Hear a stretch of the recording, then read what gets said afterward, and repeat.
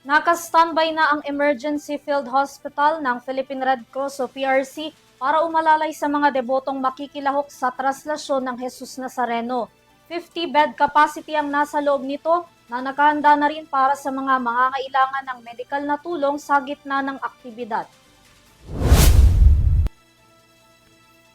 Sa loob din mayroong emergency room management area at ward area. May mga naka-duty ding medical personnel kabilang ang 15 doktor at 40 nurse. Kumpleto ang EFH sa gamot at mga kagamitang kakailanganin ng mga magiging pasyente.